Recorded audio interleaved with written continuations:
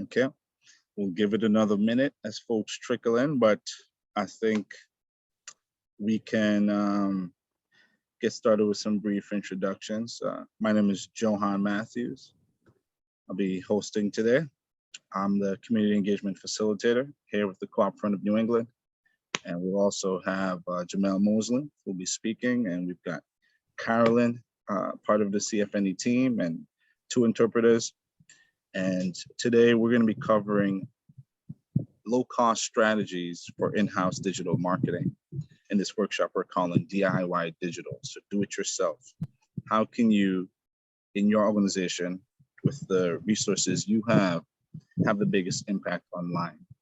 And so we're going to try to walk you through a few tools and strategies for doing so.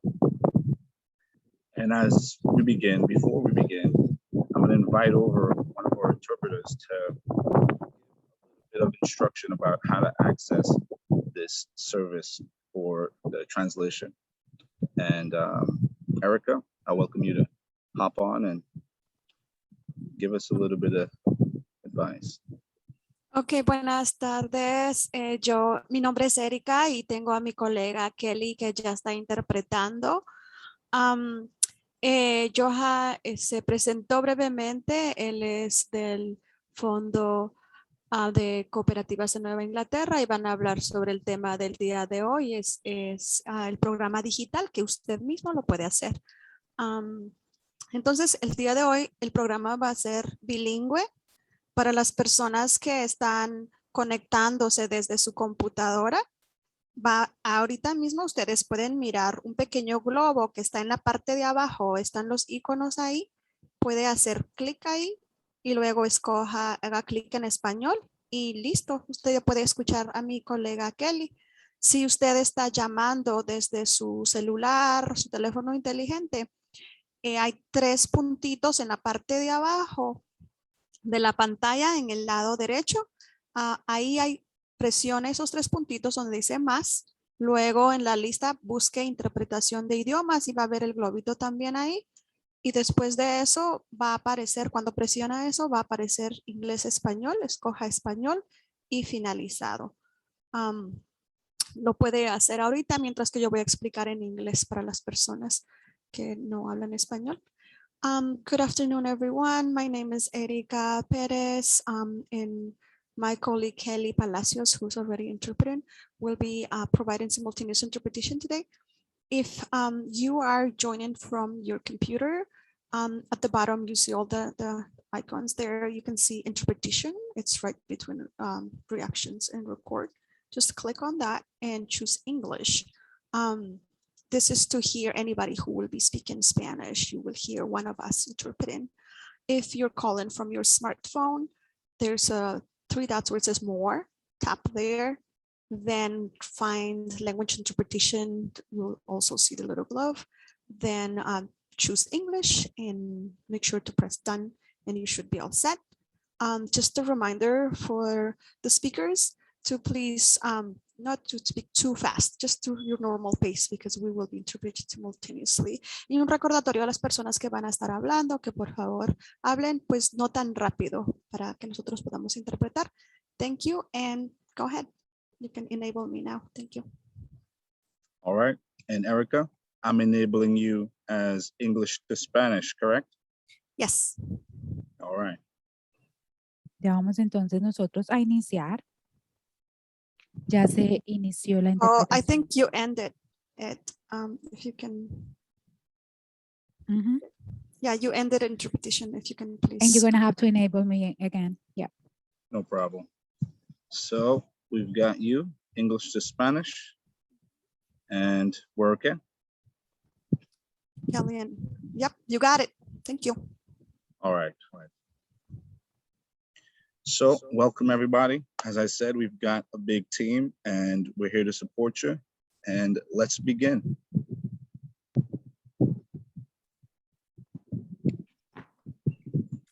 Hello, everybody. My name is Jamel Mosley, and I'm part of a team called CollectivEffort. So who is CollectivEffort? I'll tell you one moment. Next slide.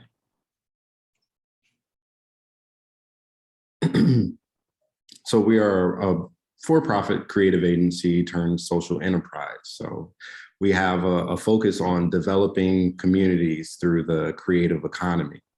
The creative economy just is this space where people like us, artists and technologists and scientists and educators, where we interact and where we create. We have a lot of people who are business owners on our team who have over 15 years of experience in media and marketing. We've done everything from nonprofit to Fortune 50 work, so big companies throughout the world. We have a PhD in sociology on our team. We have artists and technologists and project managers, and it started as a group of friends who ended up wanting to work together because we were doing similar work. So that's who we are. You can go to the next slide. We've worked with people and companies like Under Armour and Bimbo Bakeries and Showtime and WMHT and everything from small companies to large international companies. And you might be asking, who's the Cooperative Fund of New England? No, I'm kidding. I know most of you guys are familiar with us. We're a community development financial institution, and we fund and support cooperatives, right? We do so by facilitating socially responsible investments, and we make those investments as loans into groups who have some version of cooperative enterprise embedded into their business. And we also support those businesses with technical assistance in the form of coaching and providing connections to resources that they need. And we just overall want to create a thriving cooperative economy, and we do so by really taking into consideration the social, racial, and other justice concerns that serve as barriers to helping folks engage in cooperative enterprise. Back to you, Jamel.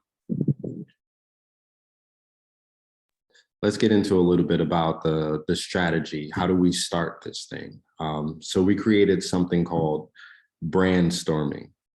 This is thinking about not just your logo, not just the graphics, not just your website, but the things that really are at the core of what your organization or your company is. So some of the things you want to think about is really defining your product or your service. You know, a lot of times people will know what they do, but they've never even written it down. You want to think about your values. Those are the things that really motivate you to do your work or motivate your organization to do your work.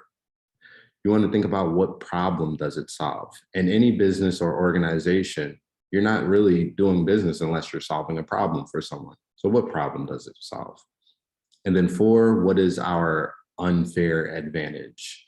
A lot of people look at this as value proposition, but really I like to think about it as unfair advantage. And that is something that is so unique to you that it's unfair for anybody else who is in the business or inside of that industry. So those are 4 questions you want to think about. So in continuing that, we want to think about what are your goals with doing social media or marketing. Are you looking to gain more traffic? Are you looking to get more likes and shares and comments? Are you looking for more brand awareness? Brand awareness just means more people know about you within your industry. Or are you looking for more conversions? Conversions are when someone sees you or interacts with you in certain ways, and then they're then going to use your product or service or go to your website, or you're able to, they sign up for your email or your newsletter. That's conversion. Then we want to think about who is your audience. A question you might ask to be able to define your audience is, What is a typical day in their life like? What are their wants and their needs? What are some of their challenges that they face on a day-to-day basis? Then after we think about all of that, we want to see, how do we engage them? Where are they talking? Are they in person? Are they online? Are they in some digital communities? Are they doing certain types of meetups? Do they have groups? Are they part of a runner's club? What are they talking about? What do they care about? And how do they communicate? Where do you find them communicating? Next slide.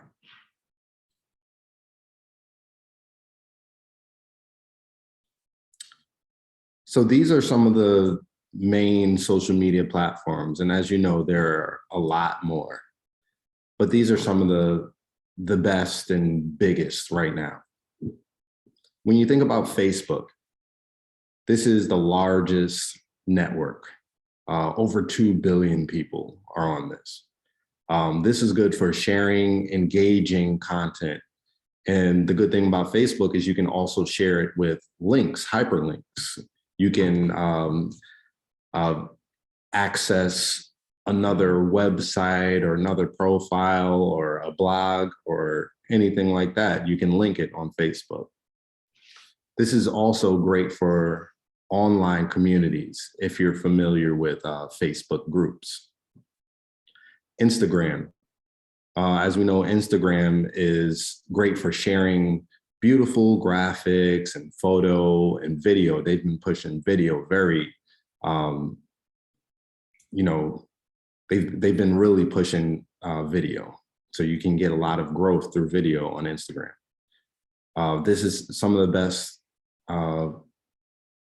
Instagram profiles are lifestyle and photography and e-commerce and food, anything that really lends well for you to show off with beautiful graphics, photo, and video. Twitter is mainly text-based, but you can also share links. It's great for bite-sized, newsworthy content. You see a lot of news stations and news people and people in the politics using this, but then also people who just want to directly communicate with their audience. It's real time. And LinkedIn. LinkedIn is more career focused. It has more of a professional feel to it. You can write articles, you can build your reputation, you can give and receive recommendations. And those are all things that you really want to do with LinkedIn. It's also another great place for online communities. You can build LinkedIn groups in the same way that you can build Facebook groups. And TikTok, one of the newer ones, is it has the youngest audience. And the thing about TikTok is almost purely entertainment. So if you're on TikTok and you're doing constant promotion, then it just won't work. You won't get the engagement that you want to see in the ways that you might see or on a Facebook or a LinkedIn. So these are all things to take into consideration when you're making posts or you're making or you're starting your strategy for social media and digital marketing.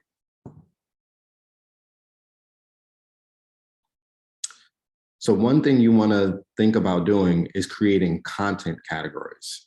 And actually, you shouldn't think about doing it. You should do it, especially if you're looking into getting into posting with any type of regularity. So content categories help you sort, plan, and distribute your content. It helps you create variety to keep your audience engaged. It also helps you to be able to consistently post. So this is going to be something that helps you build your content calendar, which I'm going to get into next. So say we have a food co-op. These are 3 basic content categories I came up with. So you can have a content category of a product. You can showcase your products or your services. This is something that can be kind of promotional, right? So you can show, and then it can also be very, very current. So say we're posting about something in season. So you can post that butternut squash is in season for your food co-op, and that we have it right now. You can post a recipe. So what I'm showing here is a product video or a recipe video overhead, creating a recipe for Halloween. And then one of the best things to do is to really showcase the people. People connect with people. So we can do a behind the scenes story about the people who work there. This is someone who might be at the deli or someone who is a butcher.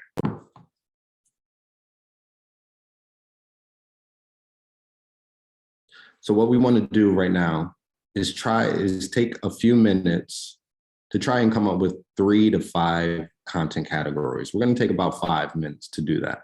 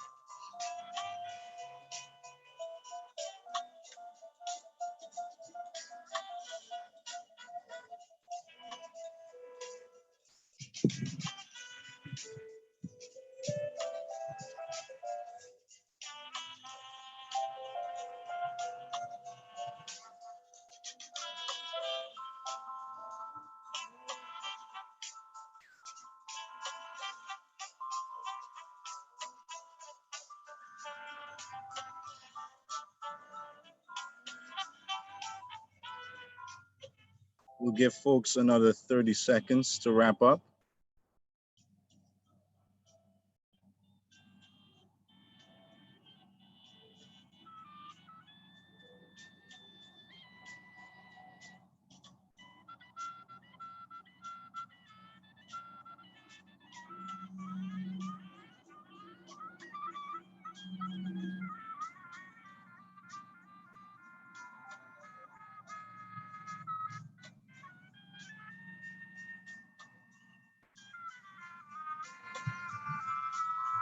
right.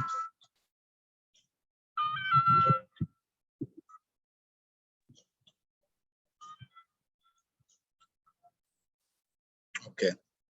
So we hope folks had some progress. If anyone had any challenges, we welcome hearing about it briefly before we move forward.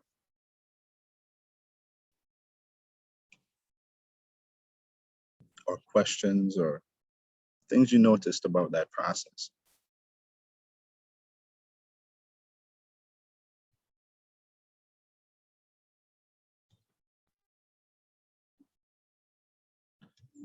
Everyone's cameras off, so that's okay. If you did want to speak, be sure to unmute yourself. Otherwise, we'll keep rocking. And if something comes up, you can drop it in the chat and we'll, do our best to translate it and check it out. All right, let's keep going. Oh, I was going to say one thing. Hi, this is Lisa from Riceboro. So I was thinking about the fact that sometimes it's really hard to come up with content, and the categories and the example that was given was really great. And I also think that, people want to see more than you think that they want to see, like the behind the scenes stuff. People love that kind of stuff. And it's like all the details you do to make your business work.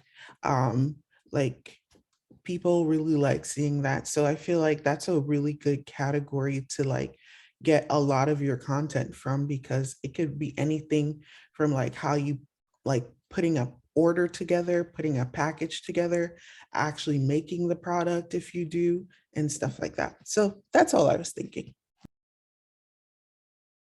Yeah, appreciate you saying that.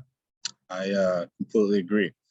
And one thing I would encourage would be to think about the audiences you're trying to engage and how does a content or piece of content connect to an audience that you might have in mind.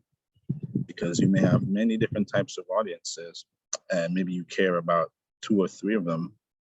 And, there's one of them that really wants to see behind the scenes because they're interested in doing what you're doing or something like that. So really appreciate you tuning in, listen.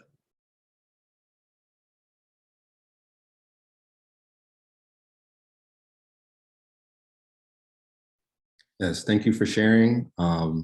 Something that we usually do here at Collective Effort is if we're on a shoot and we're making content, we might just have one of our team members or an intern just recording on their phone for our Instagram stories or our Facebook stories, just behind the scenes, show people that there are people working on this thing.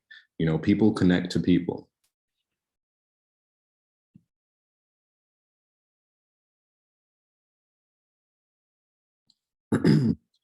So here's an example of a content calendar. I'll just explain each of the columns. So the first column is the date. Obviously, this is something that's going to help you take these things out of your mind, out of just ideas and put them onto a date, much like how goals work. Next is your category. So these are the content categories.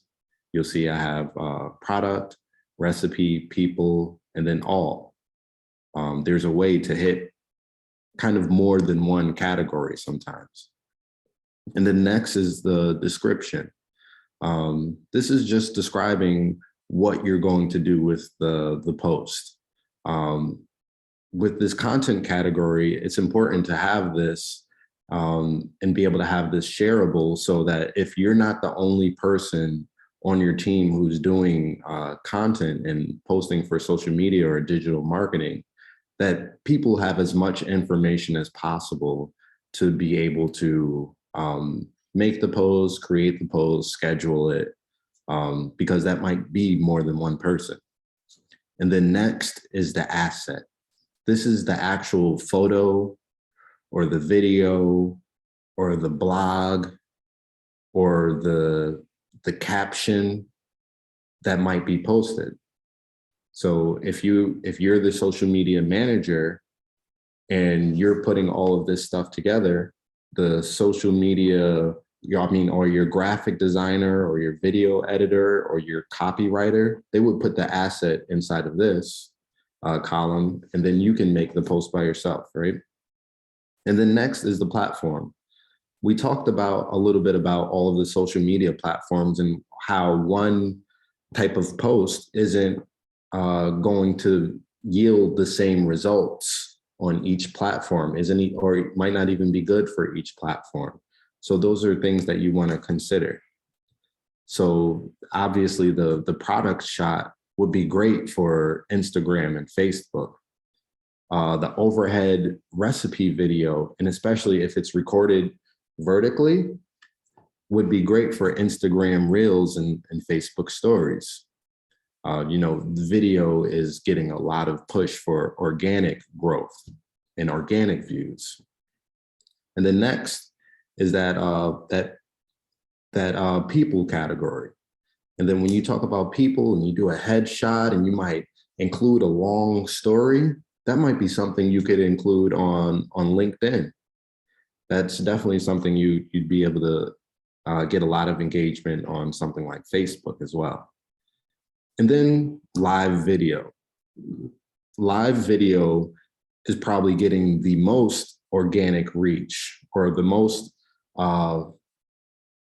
Facebook and social, all different types of social media platforms, especially Instagram, will give you the most reach or the most eyes in front of your live video. So if you go on Facebook Live or if you go on Instagram Live and you start those, it'll start to put people in front of you.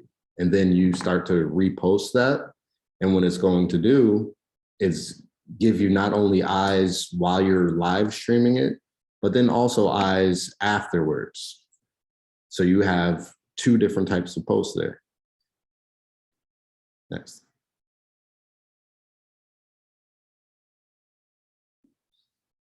And here are just some of the kind of tools that you can use. Some of them I use here, some of them we use for our clients as well. So when you're thinking about a calendar, it can be something as simple as the calendar that you're already using. So is that Google Calendar? Is that Outlook? Or we might create a spreadsheet like with using Google Sheets or Microsoft Excel. Scheduling and analytics. You can use different types of suites that are already included with the platform. So Facebook and Instagram, they have a business suite that you can go in, you can do all of your scheduling if you want to. And then it'll also give you the analytics behind your posts. So how much reach did it get? How many people did see it? How many people interacted with it? And at what times did they see it? And at what times did you get the most engagement, right? And then you can use third-party apps and software like Sprout Social or Later or Buffer or Hootsuite. Some of these tools will allow you to do scheduling across multiple social media platforms.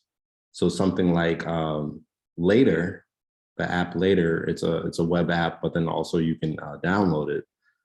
You can schedule a post across Instagram, Facebook, and Twitter at the same time, if it makes sense. So project management tools, some of the ones that we use here at CollectivEffort would be ClickUp, and that's for bigger, large, complex projects, or even something like Trello, which is like a card-based project management tool. It's a little bit simpler. Something for content sharing that you might use. So you want to have a folder where you store all of your video and your folder, your photos and your documents or things like that. Things that we use are something like Dropbox or Google Drive, and you can be able to share content and folders with certain people depending on what project you're working on. And then for communication, these are ways to communicate with people inside your business or even outside of your business. Obviously, a website is external. This is where a lot of times people will visit just to make sure you're a valid business. But also you can do conversions on your website. You can take information, you can build up your contacts to be able to send out emails or a newsletter, which are also in external, mostly external forms of communication. You can communicate with teams internally and externally through apps like Slack and Discord, WhatsApp, and also the different types of messengers. You can create a whole strategy around Facebook Messenger or Instagram Messenger. So one thing we love to do here at CollectivEffort is community building. We really hate selling to people. We like to build community, okay? With any business or organization, you want to feel like you're really helping people out and you're helping your community. So something we like to think of is building community, not an audience, not customers. So we want to talk a little bit about the network effect. This is a phenomenon whereby increased number of people or participants improve the value of a good or service. So say we build a community, right? The more people inside of that community, the more value you're going to get from that community. So think of things like social media. If there were 1 or 2 people on Facebook or Instagram, you wouldn't get the same amount of value that you would get if there were 2 billion people on it. So this is some of the things you need to think about when building an engaged community. You need to, 1, have a shared vision. So that could be any kind of theme or idea that you share together.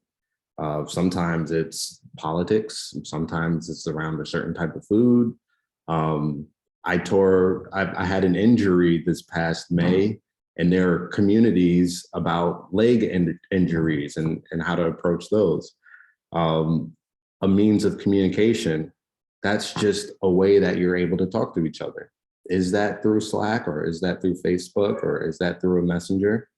And then a format. This is just a consistent way in which you are showing up and communicating and meeting and things like that. So these are some of the tools that I use to be able to form community. So we have Facebook groups, we have LinkedIn groups. Remember, that's more of the professional. We have Zoom, much like we're doing right now. And we have Gmeet, which is also can be similar to Zoom. And then, finding whichever works for you best. So this is how we approach selling without selling. So one of the things we try to do is become an expert at your thing. So find your expertise. You want to make content. You want to speak in your own voice. You want to come off as authentic. You don't want to pretend to be anybody you're not. A lot of times you want to give it away. You want to give people value for free sometimes, right? That's really what social media is about, honestly. You want to be consistent when we're talking about formatting. We want to do something over and over again, and you want to make sure there's a space where people can find you. And then you want to find a team, and you want to find champions. So the way in which I'm able to do so much is because I have a great team. And then we also have people who are rooting for us all the time. You want to be able to find community. You want to find online groups, again, like on Facebook, LinkedIn, Twitter, there's a way to find some of the hashtags that your community is using a lot. And then connect with them. You want to be able to build trust. There's a common saying, right, in business, which is under promise and over deliver. And I don't really believe in that. What I really believe and what I found most helpful for me is just over communicating. You want to make sure that you're keeping your promise. You want to make sure that people understand you and it's very clear and it's very authentic and it's very transparent, right? People know who you are. That's that behind the scenes kind of thing. You know, before in business, people never saw the behind the scenes, but now it's almost like a lot of businesses, they're doing things in a way where it looks behind the scenes and it's not even. So a lot of times what I think about is some of these food markets that are made to look like they're, or grocery stores that are made to look like they're food markets and outdoors, you know, making it seem like they're behind the scenes when they're not really. They're just a grocery store like every other one. And then, so this is the approach. What you want to do is build community using the things that we said earlier. Try to get organic content. When I talk about organic content, that is ways in which the people, your audience, your community is talking to you. And if there are hashtags that you built, you want to be able to find those hashtags and find people who are using those hashtags and see if there are ways that you can incorporate that into your own content. You want to build an email list. And it's found that email lists are ways to get greater engagement. And I know we're talking about cheap and inexpensive and do-it-yourself ways to approach advertising and marketing. But maybe you want to do some paid ads. If you find that one of your posts is doing really well and you're getting good conversions out of it, maybe you want to put a few dollars out behind it. You don't have to spend $1,000 on it, but maybe you can spend $1 a day on it.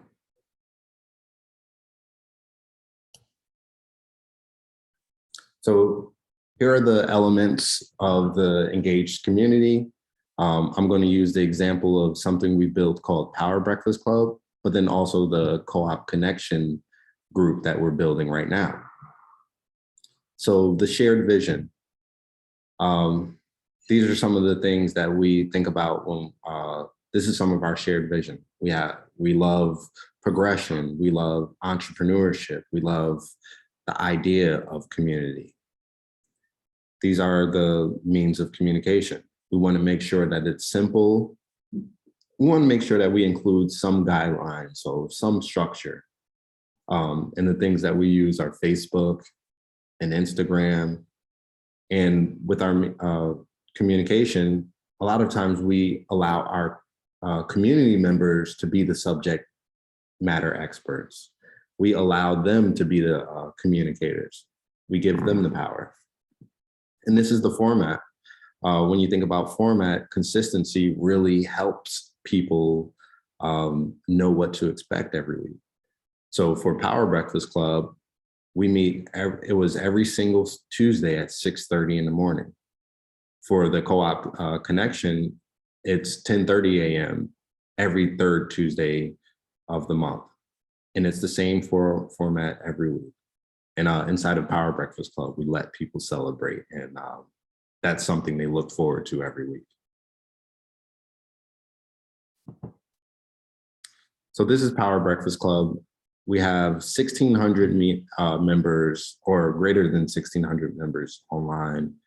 Every time we meet, there's usually about 15 people, but there's been as much as 80 people in person. And we've done the analytics and we found that we have at least 1,700 interactions per month. So that can be people posting inside of the Facebook group. That can be people inside of chats, talking to each other, a number of different things, likes, comments, and shares. It's community led. And then It's had something where it's inspired people to create their businesses. It's inspired people to do events. We've had a number of people who've said, because they've seen someone write a book and know that it can be done, now I choose to write my own book, and a number of collaborations.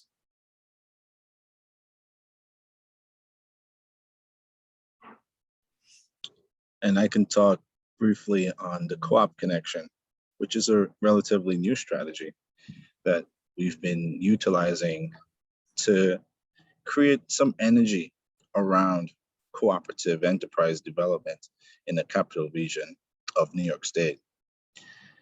We realized that there were a few people who were interested in creating co-ops here, and we needed to find that energy and expose a broader audience to that energy.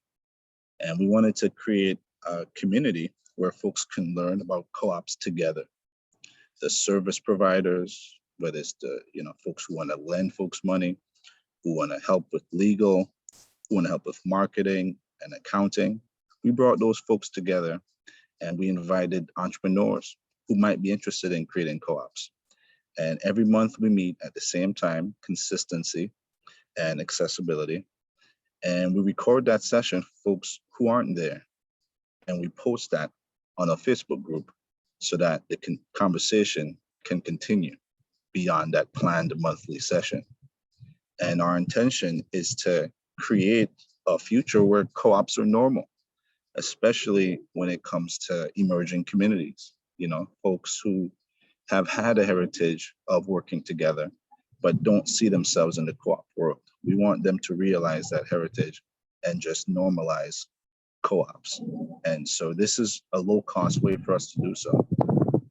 As Jamel said in the beginning, we're trying to build a community, not an audience, which means we're trying to be attractive by being ourselves, as opposed to going out there and spending a bunch of money and trying to fit into boxes. We're just trying to be attractive. And so, this is another good example, similar to the Breakfast Club, of how you can really do it yourself and have a bigger impact online.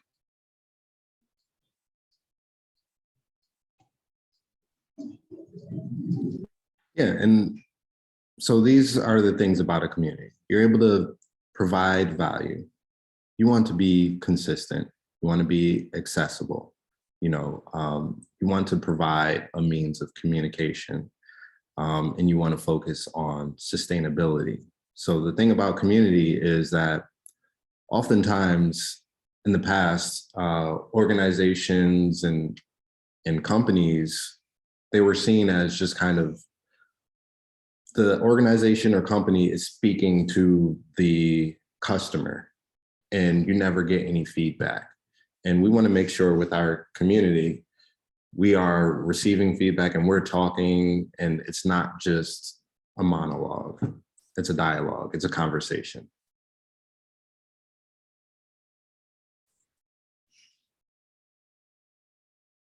So these are some inexpensive ways to gain some visibility.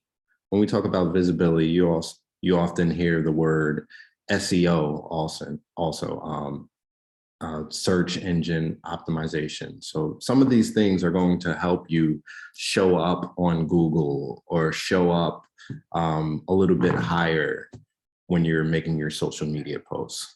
So you want to think about your online profiles.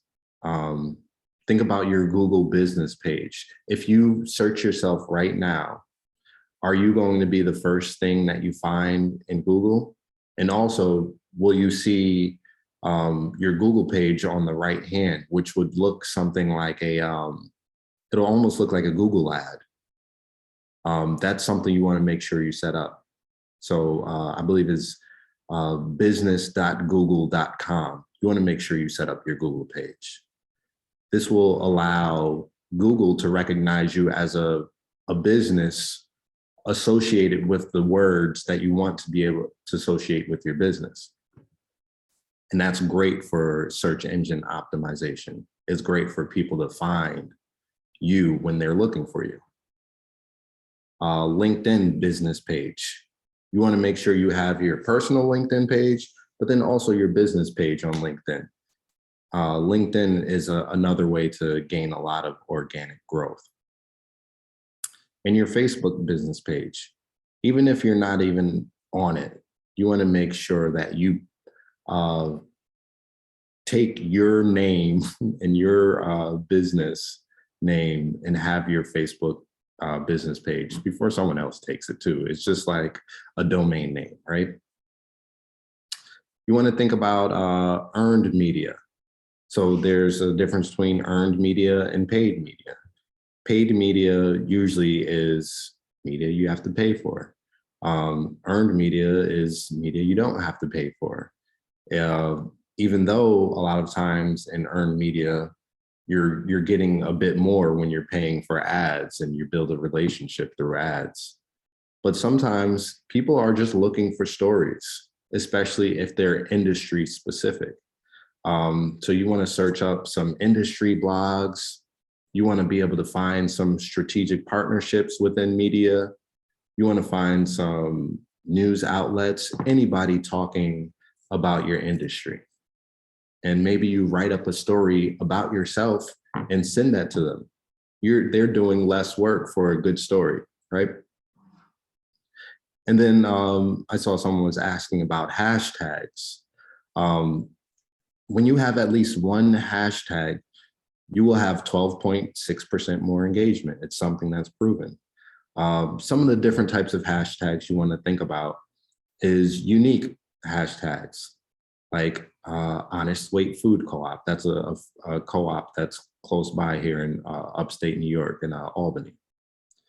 Something local, something like hashtag Upstate New York, something that's connecting you with the local community. And when you're using hashtags, you want to be able to click on that hashtag and find other people who are using them, and then start to engage with those people. Maybe you follow them, maybe you do some, get some comments on their page, or maybe you look at the hashtags that they're also using and be able to use them. And you want to make sure they're hashtags that are relevant to whatever you're posting.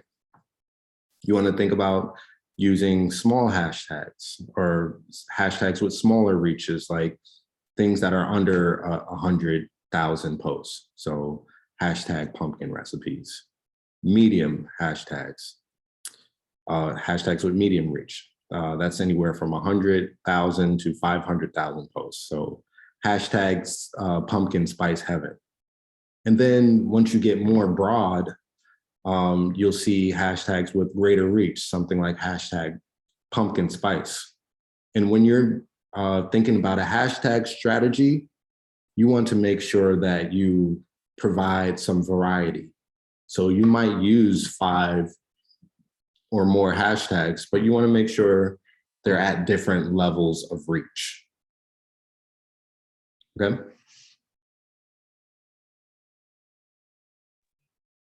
So we're going to invite you to try this. If you have a cell phone or a computer or a tablet, you can go to your search engine, Google or DuckDuckGo, and try to put yourself in the seat of your customer or community member. And what problem do they have that you believe you're solving? So if I wanted to have my dog be watched, right? I need a dog sitter. So I'm searching out dog sitters. So that's the problem. If I had that problem that I would search for. So what problem does your customer or community member have? And put yourself in that shoe and search them. Search them on your search engine. Search them on Facebook. Search them on LinkedIn, if that's appropriate for someone to find you there, and so on. And see what comes up. Is it clear what you do if you do come up in terms of solving that problem? Is it clear how that person might access the community around that? If you don't have any community around that, that's a good excuse to create one. So we're going to give you guys 5 or so minutes to do so. Okay? If there's any questions, let us know.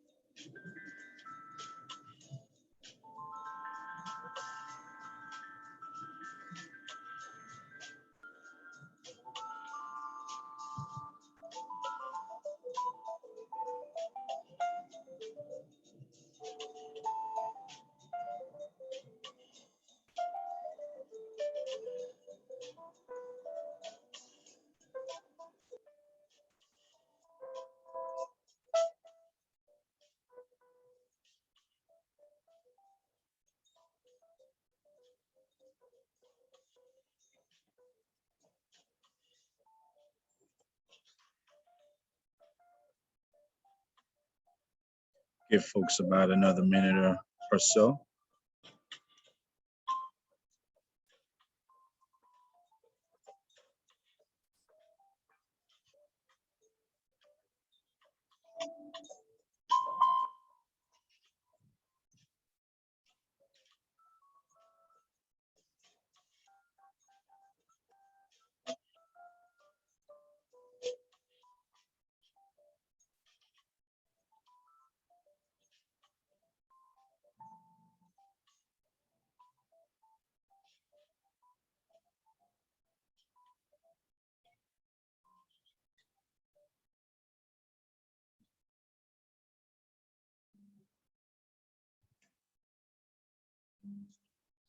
All right. As folks trickle back into the webinar, I wonder what you found. If you had an interesting experience, we welcome you to unmute yourself and share it. Or if you have any questions, let's hear it.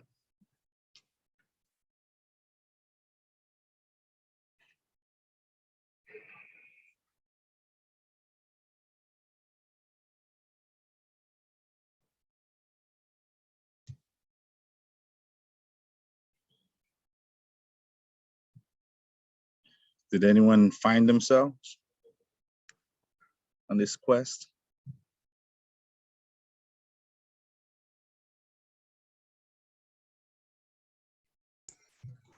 I checked for about a dozen different things our store offers. Maybe half of them we were the first one, but it was kind of sobering to see many cases we weren't listed at all.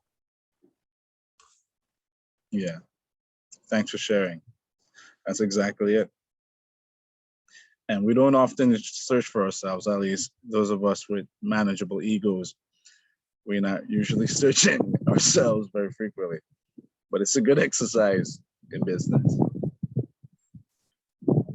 So something you may want to do are the things that, excuse me, that we were talking about a little bit earlier, is maybe including that question or that problem that you're solving inside of an article.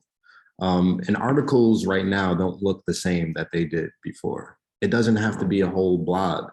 Because Facebook and LinkedIn and Twitter are now your blogs, and you want to be able to write about these things. You want to be able to have people share about these.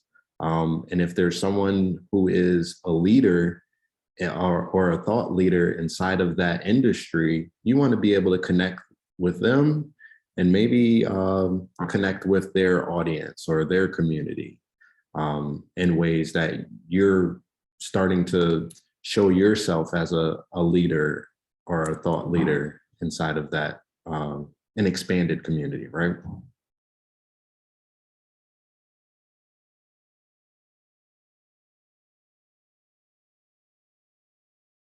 So we're going to talk a little bit about this content production and how we're able to produce it. So these are a few different types of content. When we were talking about assets earlier, this is what we were kind of talking about. So text, these different articles, social media articles, you know, especially like LinkedIn, ebooks. This has been a great way for people to build their expertise and their reputation. White papers, infographics, blogs, whether it's your own or someone else's. Image, so that's the photo and the video, the Instagram reels, the different stories that you want to share, you know, webinars, press conferences, online press conferences, live streaming. And we're talking about audio. We want to make sure we're talking about audio too, because podcasts and radio and voice is massive right now. It's one of the largest growing types of content that we have, because a lot of times people are driving and they just want to listen to a podcast, or a lot of times people are doing voice searching just through their phone or even through their watch, right? So you want to be able that people are able to find your audio as well.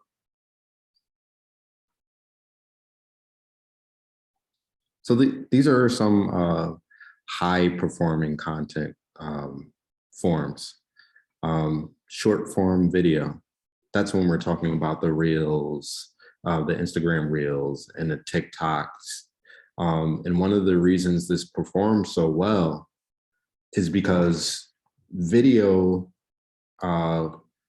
is often based upon the length of it and the amount of it was watched. So you will be pushed, your video will be pushed higher. Say if you have a 5-second video and a person watches 2.5 seconds of that, that's 50% of the video watched. If you have an hour video and someone watches 2.5 seconds of it, it obviously won't be pushed as much as that first video, because it's all about the percentage of it watched. Live stream. We talked about live streaming a bit earlier. This really, people are looking for transparency. People are looking for authenticity. One of the reasons why live streaming works so much is because it isn't usually mass produced and feels like you're being sold on something. You see a person, you see them saying their ums and their pauses. You see who they are, you see the behind the scenes. Podcasts. Podcasts are great because you can do that in audio, or you can do that in audio and video and then chop that up and make it into different pieces of content. And infographics. Infographics are a way to make a graphic with a bunch of information, you know, and being able to clearly express what you're trying to get across.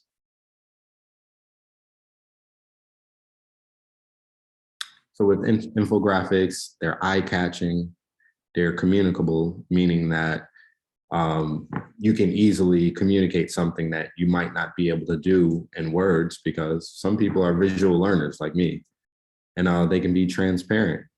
Some of the tools we use, and these two tools, since we're talking about inexpensive ways to do it yourself, both of these tools start as free, so Canva is one, and Adobe Spark is another. I really love Canva because there's a lot of photos that you can use for free and a lot of graphics that you can use for free. And they even do animations now too. Live streaming, it is the fastest growing medium. So like I was saying, the Twitch, Facebook, YouTube, and Instagram are all really pushing this. So when you start a live stream video, they're making sure there are at least a few people inside of their audience, your audience, that they're going to send a notification to. So when I start a live stream video and Johan is my friend on Instagram, they're going to say, hey, Johan, Jamel is starting a live stream video right now. Tune into it. And they don't do that for any of the other posts. They're collaborative. So when I go on live stream and it says Johan, or they say to Johan that I started my live stream, they're going to, and he joins it, I can say, hey, Johan, I would like for you to join my conversation. And then we can be on live stream talking about building co-ops, right? And marketing. And they're recyclable. So there are things that if I have this long video, much like we're doing right now, this is almost like a live stream platform where all of you are seeing it in real time, then we can download this and we can chop this up into smaller pieces. I could have 100 Facebook posts or 100 Instagram posts from just this one live stream.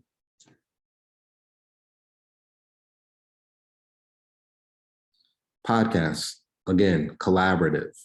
You can be the host and you can bring someone on to your podcast who has they're the subject matter expert. They have the knowledge, and then you can, they can do most of the work. You don't even have to do all the work. You can just be the host, right? Maybe you build some questions and they're providing you with the content. And it can be turned into a video. Like I was saying, you can have video and audio podcasts. And it's a great tool for cross-generational dialogue. You're able to put this in multiple different places, different communities, communicate in different places. So with this podcast, you can put it on a Spotify, or you can put it on an Apple podcast, or you can find your local radio station and they have an opening on the public radio. And you're like, hey, I have this great podcast and they say, we're looking for programming. And now you have a podcast on your small time radio.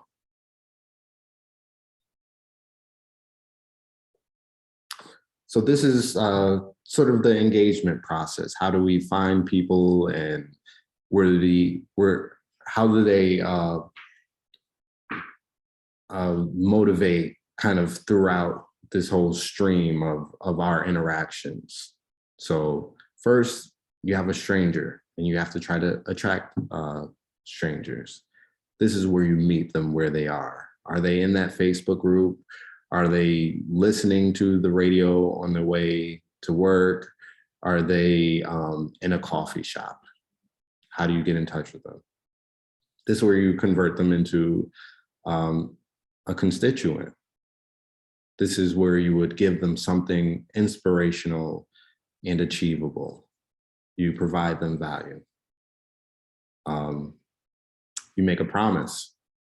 And then once you keep your promise, they turn into an engaged member. That's where you close and you're interacting with them on a consistent basis. Then you uplift them. You center their voice and you give them power, much like we were saying with our communities, like Power Breakfast Club and like the Co-op Connection. And then you have an advocate. You have someone who becomes a community partner. You have someone who's providing value, much like a similar value that you provided them in the beginning. So that's how we're building community.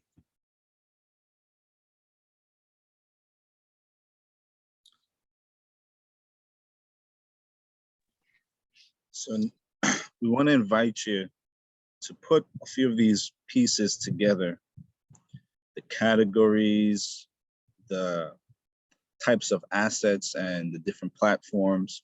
We want you to create a content calendar. Think of 3 to 5 posts, give them a date, give them a category. What type of thing is it? What's the theme? Describe it for a teammate. Describe what type of asset or form this piece of content takes. Is it an image? It is a video? Is it text or a blog or a caption for that image? And then what platform is it on, right? Is it going to be on a social network site like Facebook or Instagram or LinkedIn or Twitter? And make sure you understand why. Think about the audience that you're creating this piece of content for, and understand why you're going to put it on that particular site using that particular form. So we're going to give you guys 10 minutes for this. Are there any questions?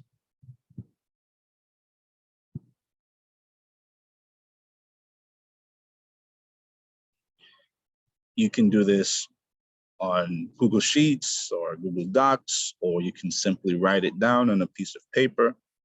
There's no wrong way to get started when it comes to plotting these things out. If you have a whiteboard, that's great, because then you can erase stuff and keep going. So this is really just an invitation to get started.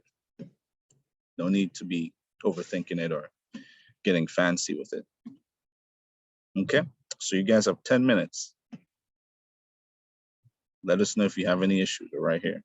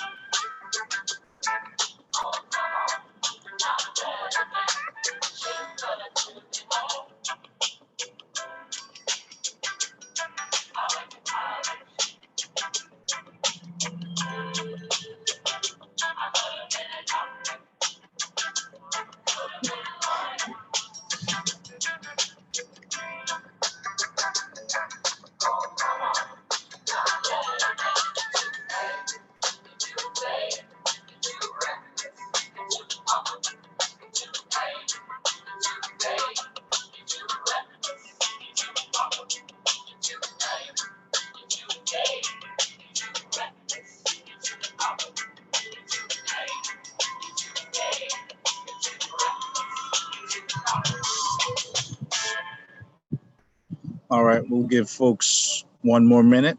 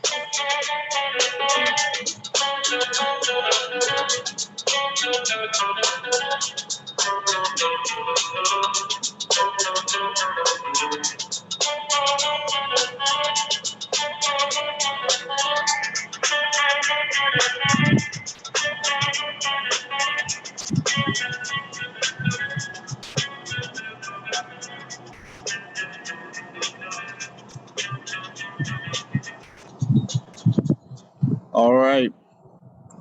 Welcome back. Hopefully you're still in the middle of putting together your content calendar sketch, and we had to tear you away from it to get your attention. We're gonna invite folks to talk a little bit about that process if they're comfortable with that, and let us know any specific challenges you had with this, and even more broadly with your digital marketing efforts on social media and so on.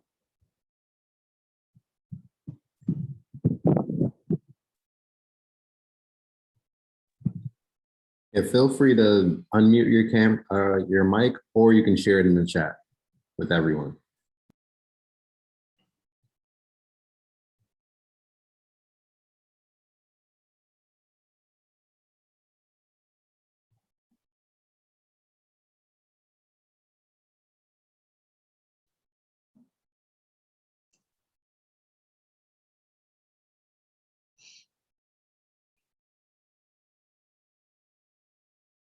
All right. So that's pretty good that folks are having a good time with this. Is there anyone who wants us to do a deep dive on their particular social media platform or channel? Sorry, we can go to your Facebook right now in front of everybody and offer you some feedback. You know, this is a great time for this. So do not feel shy. We're here for you for at least the next 10 minutes, unless you book a follow-up appointment.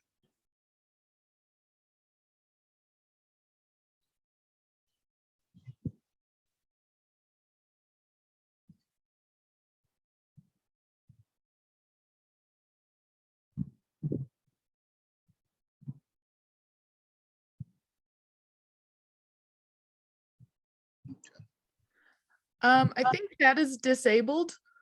So if folks are trying to chat, maybe that's why it's not going through. I see.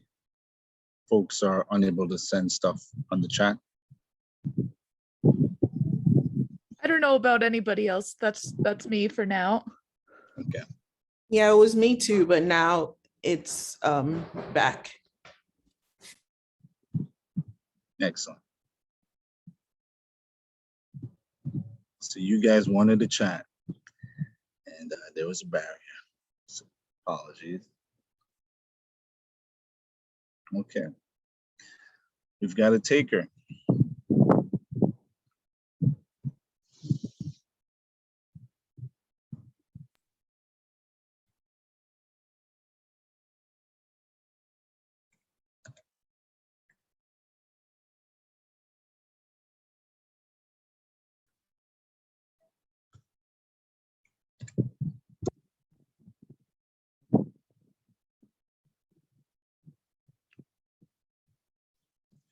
Well, I'm not signed in to Facebook. Let's see what we can. Let's see what we can see. So apologies for the thing below, but we can see some of it. So.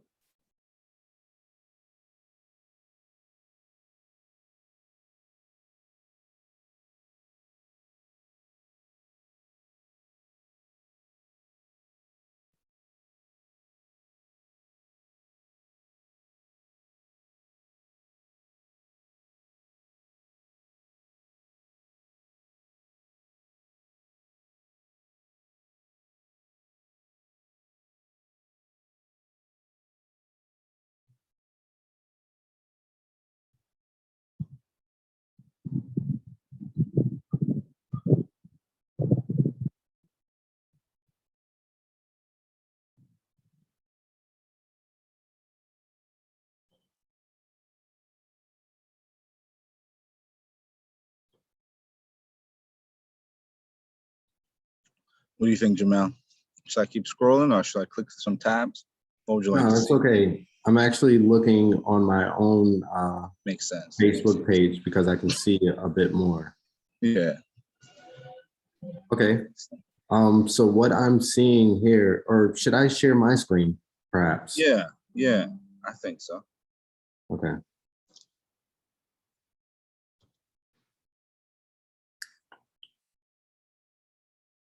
Okay. Can everyone see that?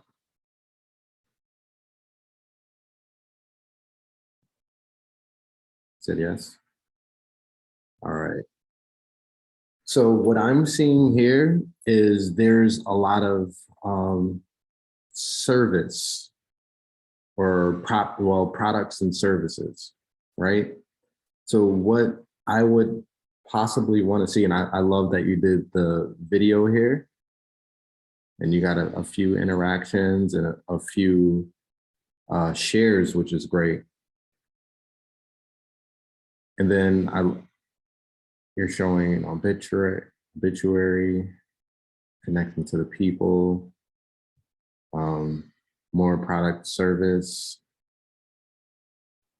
One of the things that I might want to see here is to be showing like a recap of the events that you're doing. It looks like you're doing a lot of events, more kind of the behind the scenes. When people see only posts about your events or your services, they may not connect to the people as much. So I do see a post about people here. This was about a month ago. And unfortunately, it's about a person passing, right?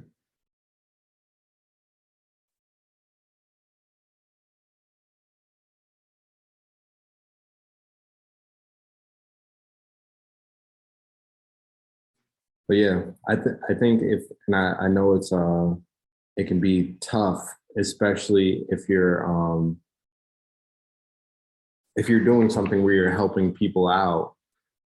You want to be very cognizant of the people you're sharing about, right? So if you're doing a soup kitchen or anything like that, you don't necessarily want to show the faces of the people who are being helped. But one thing you might want to do is show the people who are helping. So the people who are serving people. One thing I did to help an organization, it was actually a church who is really into community service. One thing they wanted to do is to be able to connect volunteers to different service opportunities. So we created a Facebook group called Serve Albany. And with Serve Albany, they were able to post all of those different opportunities. Yes, like packing bags, making food, where things come from.